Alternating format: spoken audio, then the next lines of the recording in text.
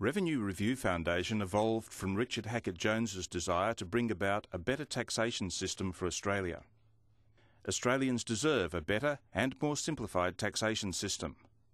That is why Revenue Review advocates a uniform rate of income tax for all, multiple tax-free thresholds for taxpayers based on the number of dependents, personal annual tax returns for most taxpayers rendered unnecessary, simultaneous social security reform, removing disincentives for the underemployed, a once-only tax on dividends with interest taxed directly, replacement of capital gains tax with a small capital exit tax, and more appropriate spending of fuel tax revenue.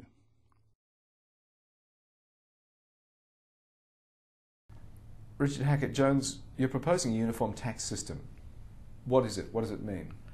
Well, the rate of tax at the moment varies between 15% and 45%. Most taxpayers are on a top marginal of 30%. The corporate rate at the moment is 30%.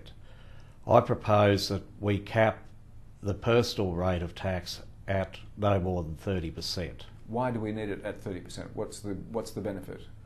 We don't need it particularly at 30% per se as against 28% or 26%, but we have to start somewhere in tandem with the existing system if we're going to make a change. And then at each successive budget, the Treasurer can reduce the rate as the new system establishes itself. And what is the benefit for, say, somebody on a currently 15% tax rate to be actually paying 30%? It might look as if they're no benefit at all, but their 15%, they would end up having a longer threshold rather than 6,000. Their threshold would blow out to 18,000 before they start paying tax at all.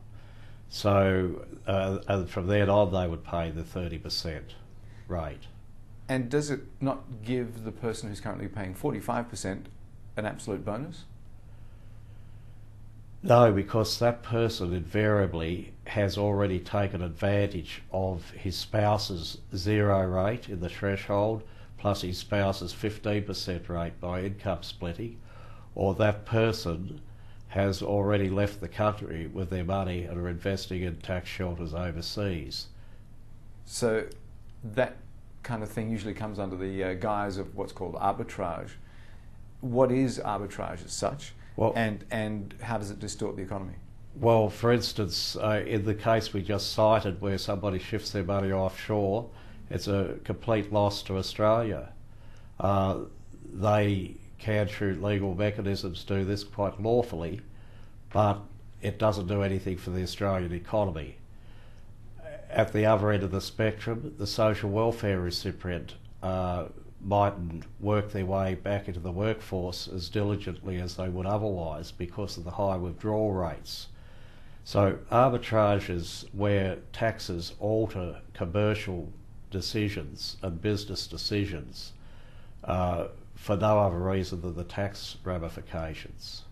You suggested that people on a low tax rate would actually have a higher threshold. Currently it's $6,000 for the low rate. What are the changes proposed there?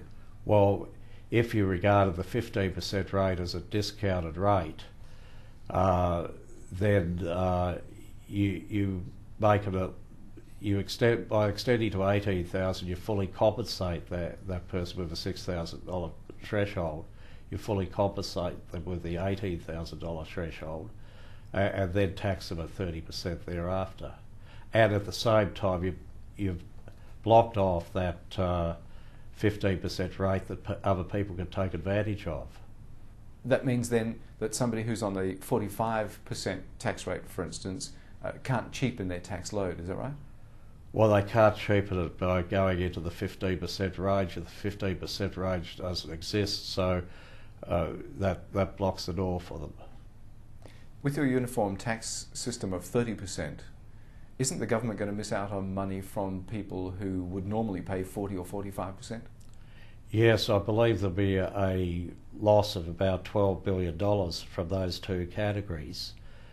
However, I believe that the reduction in arbitrage and avoidance will put back into the economy probably twice that amount of money.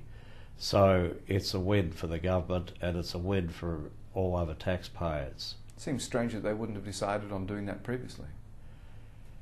The tax laws are so complicated and international business law, etc., exceeds what we aspire to locally, and there are all sorts of mechanisms for avoiding tax which are quite legal.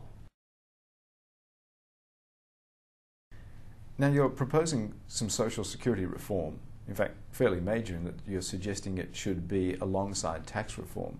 How are your social security reforms proposed to work?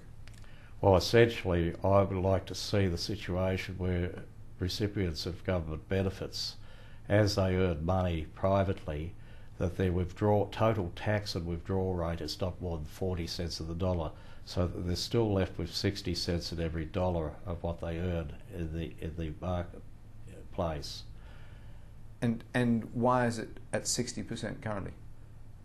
No, I'd say they should retain 60 cents of every dollar they earn. At the moment, many of them are only retaining 25 or 30% of the money that they go out and earn, and I don't think this encourages participation in the workforce. Why is it they're only retaining that 25 to 30%? Because they have a withdrawal rate based on the amount of money that they earn in the employment sector, and then they have tax on what they earn, and that quite often ends up by being more than 2/3, so they're left with less than 1/3 of their earnings. In other words, they're still getting social security benefits, they're still getting a salary, but the incentive to earn that extra dollar, they've got to earn $3 to get one or $4 to get one. And I don't think any businessman would regard that as good practice. And that's why some people who are on social security say it's just not worth going to work. They can't afford to do a third or a fourth day because what they earn doesn't cover their bus fare to and from work. And will your reforms change that greatly? Yes, because people will still receive a benefit until they've earned 2.5 times what the entitlement is. So there's a withdrawal rate. If they're on an entitlement of $10,000 a year for round figures, their benefit would cut out until $25,000. So they'd always have 40 cents. They'd lose 40 cents only. They'd retain 60 cents in each and every dollar that they go out and earn in their attempts to re-participate in the workforce. There's a social factor there too, isn't there? In that people who are working are generally speaking happier. I would say so. Plus, at the end, the government has to lay down less money in social security benefits.